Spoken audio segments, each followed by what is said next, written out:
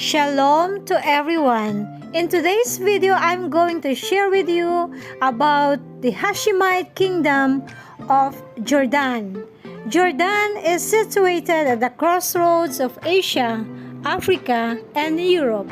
Within the Levant region on the east bank of the Jordan River, Jordan is bordered by Saudi Arabia to the south and east, Iraq to the northeast, Syria to the north, and the Palestinian West Bank, Israel, and the Dead Sea to the west. It has 26 km or 16 miles coastline on the Gulf of Aqaba in the Red Sea to the southwest. The Gulf of Aqaba separates Jordan from Egypt and Israel. Amman is Jordan's capital and largest city, as well as its economic, political, and cultural center.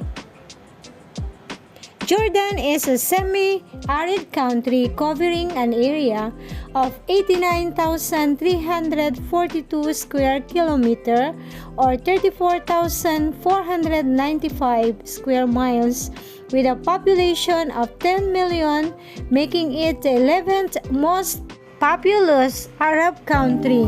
The dominant majority, or around 95% of the country's population, is Sunni Muslim with a mostly Arab Christian minority. Jordan is among the most water-scarce nations on earth. At 97 cubic meters of water per person per year, it is considered to face absolute water scarcity, according to the Falkenmark classification. "Welcome to Jordan" is the phrase that pretty much every Jordanian knows in English, and they shout it with gumption. Don't be surprised if you are invited to a Jordanian's home for tea or dinner. They are incredibly hospitable and love getting to know foreigners. There are 7 best places to visit in Jordan, including Amman, Jerash, the Dead Sea, Petra, Wadi Rum, Wadi Mujib, and Aqaba. Petra, ancient Greek word rock, Nabatean, originally known to its inhabitants as Rakhmu or Rakhemu, is an historic and archaeological city in southern Jordan. It is adjacent to the mountain of Jabal al-Madba in a basin surrounded by mountains, forming the eastern flank of the Araba Valley running from the Dead Sea to the Gulf of Aqaba. The area around Petra has been inhabited from as early as 7000 BC, and the Nabateans might have settled in what would become the capital city of their kingdom as early as the 4th century BC. Archaeological work has only discovered evidence of Nabatean presence dating back to the 2nd century BC, by which time Petra had become their capital. The Nabateans were nomadic Arabs who invested in Petra's proximity to the ancient trade routes by establishing it as a major regional trading hub. Although the Nabatean kingdom became a client state of the Roman Empire in the 1st century BC, it was only in 106 AD that it lost its independence. Petra fell to the Romans, who annexed Nabatea and renamed it as Arabia Petraea. Petra's importance declined as sea trade routes emerged, and after an earthquake in 363 destroyed many structures.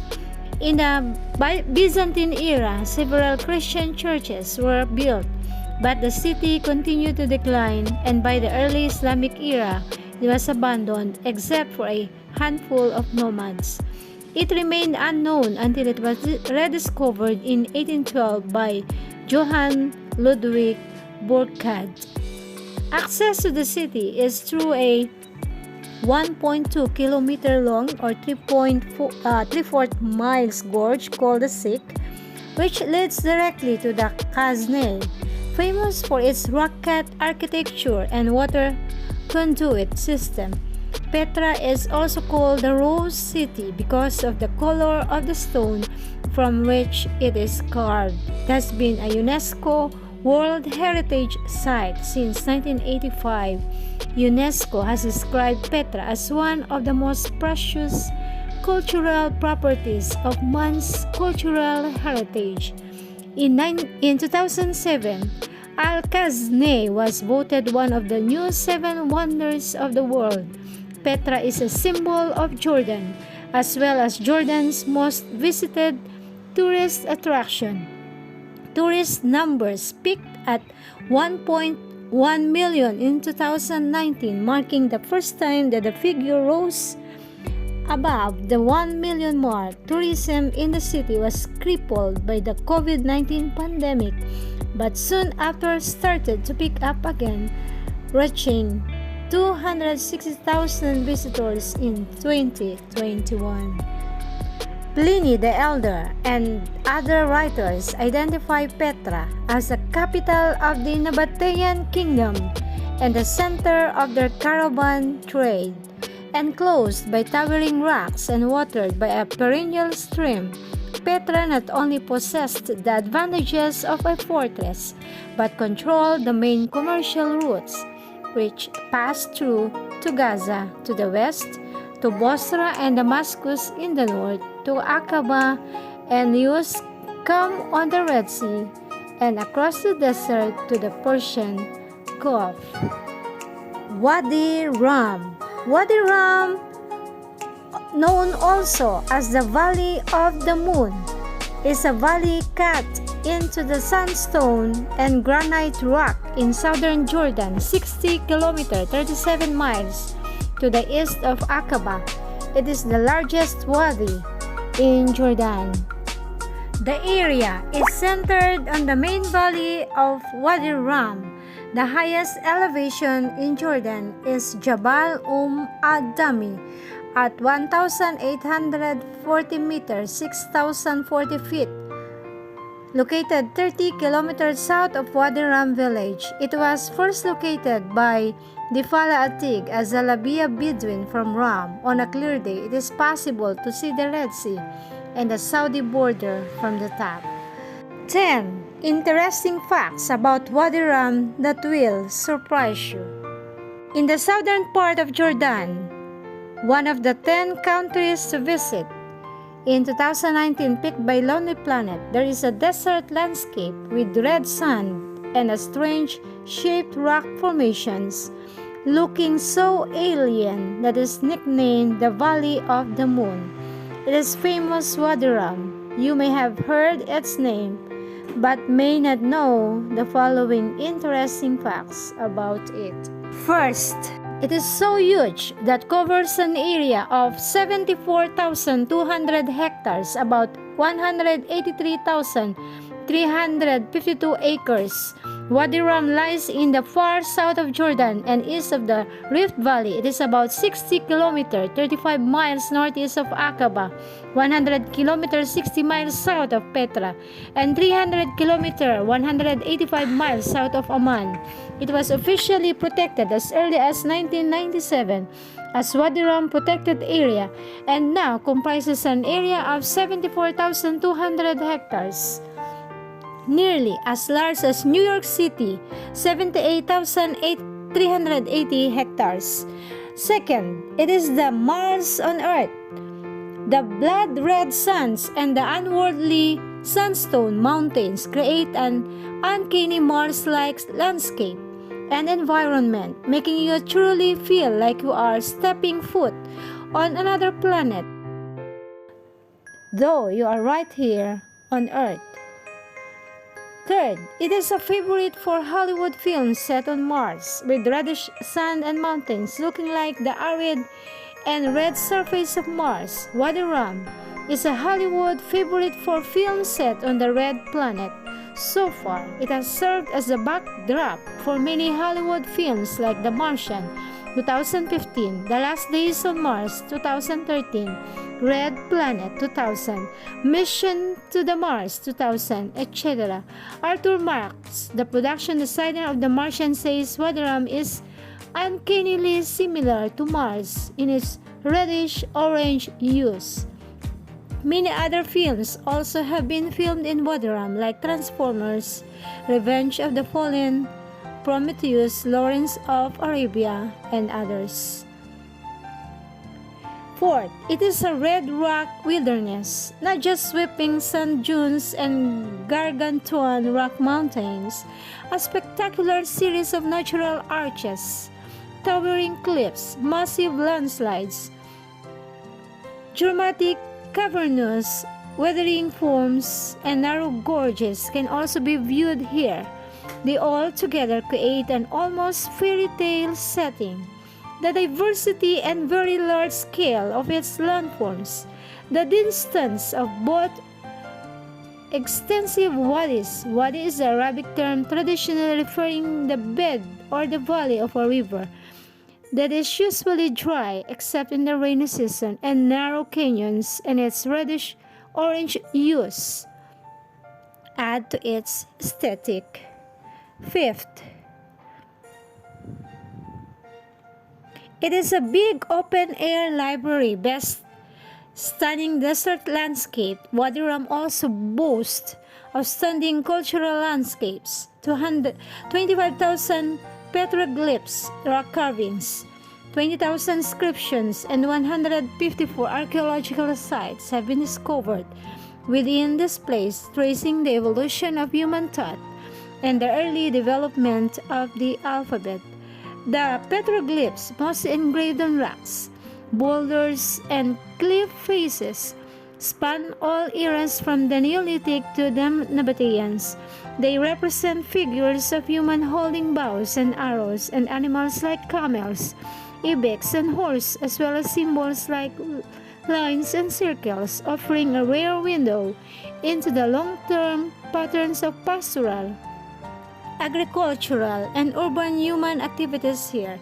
These petroglyphs also reveal the climate change from mildly humid climate to the current arid desert climate. The numerous inscriptions are mainly in 4 different scripts.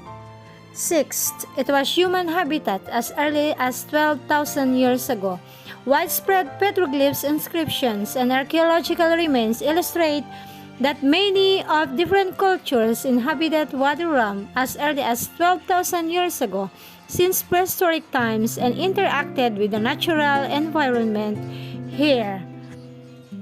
7. It is adventurer's paradise. Here, you have many chances to take genuine desert adventures. Take a 4-wheel drive deep into the vast desert. Go on a camel safari to explore the rugged landscape. You can easily experience the grandeur that Wadi Rum has to offer. 8. It is a feast of colors at sunset. One of the best moments of a day in Wadi Rum is sitting on a rock and waiting for the breathtaking sunset. As the sunset over the rolling landscape, Wadi Rum light up into different hues. You will see the sky slowly changes from an azure blue to a soft blue to a pale pink to a brilliant orange to a burning red, and then to a frosty gray and light black, and finally complete dark with bright stars shining in the sky. It's truly a feast of changing colors. 9th, it is a real fairy tale place at night. Wadi Rum doesn't only look gorgeous in the day. During a clear night when millions of shining stars illuminate the dark sky and the bright moon illuminates the otherworldly landscape, you will feel as if you are in a fairy tale world. Camping is the best way to enjoy a tranquil and magical night in Wadi Rum. After a traditional dinner, venture into the desert under the cover of darkness. Find an ideal sand dune to lay on the cool sands. Enjoy the total silence and peace of the desert. Marvel at the glistening Milky Way million miles with your naked eyes thanks to the extremely clear air. Counts the endless stars in the sparkling night sky. Encounter some shooting stars. Make wishes on them. And 10th, last but not the least, it is a year-round destination. Wadi Rum is a year-round destination according to its desert climate. If you prefer pleasant and mild temperature, the best time to visit is March to May, September to November, which are also the most popular and busy months. Spring, especially the best season to see the desert come alive with plants and wildflowers carpeting its floor, and cute baby goats and camels dotting the area around Bedouin herds.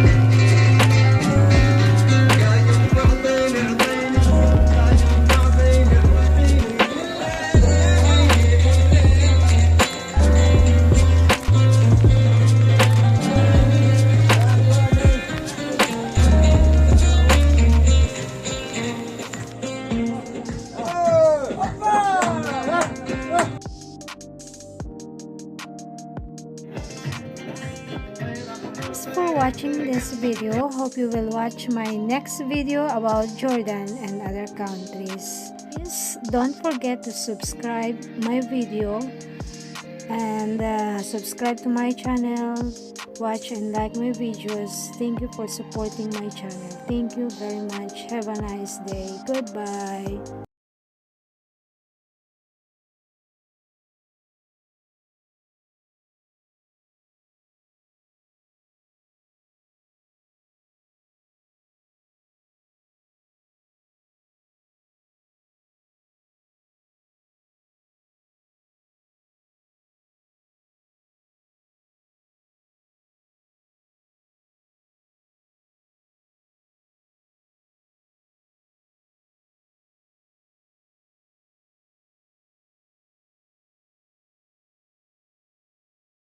Can peruse as the scents of cardamom and jasmine waft in the air. When you finish shopping, wander over to the 14th century remains of the Mamluk fort or lose all the sense of time at the Aqaba Archaeological Museum. Aqaba Castle, also known as Mamluk Fort, this castle incorporates a huge amount of history. Built by a Christian crusaders in the 1100s, it was destroyed by Saladin and rebuilt by the Mamluk dynasty in the 1500s. Later, in 1917, it was pivotal in the Arab Revolt against the Ottoman Empire, made famous by Lawrence of Arabia. Just seek out the 130-meter flagpole adjacent if you're having trouble finding it. Shooks in Aqaba. A busy port for centuries, Aqaba's traders certainly known how to bargain. A stroll through the city's many shooks or markets is a must. Divided by type, you'll find local fruits and vegetables around Ragadan Street and the rich aroma of heaped spices around Saharan Street. For momentous, head to the Friday night Shuk by the Sea, which has all manner of items handcrafted by local artists. Marine Park. No one should visit the Red Sea without slipping into its warm, clear waters with snorkel or aqualung. Aqaba is the perfect destination to do this. Stunning corals and more than 1,000 species of fish mean there is always something more to see. Dive sites are both natural, such as the Japanese garden, and man-made, including the Tayum Wreck. Archaeology Museum. The Archaeology Museum is opposite the castle. It occupies the former residence of Sharif Hussein bin Ali, King of the Hejaz part of modern-day Saudi Arabia. Its collection covers some 6,000 years of continuous habitation. Look out for the Bronze Age Lady of Aqaba and early Islamic inscriptions from the 19th century AD. Sharif Hussein bin Ali Mosque. Though only constructed in 1975, this active place of worship is a wonderful example of traditional Islamic architecture. Its gleaming white stone is intricately carved amid arched doorways, and onion domes. Outside of prayer times, visitors can walk through its colonnaded marble courtyards to take in the spectacle close up. Aqaba Corniche, running along the seafront, King Hussein Street is a popular place to come for a stroll. This is particularly true in the early evening when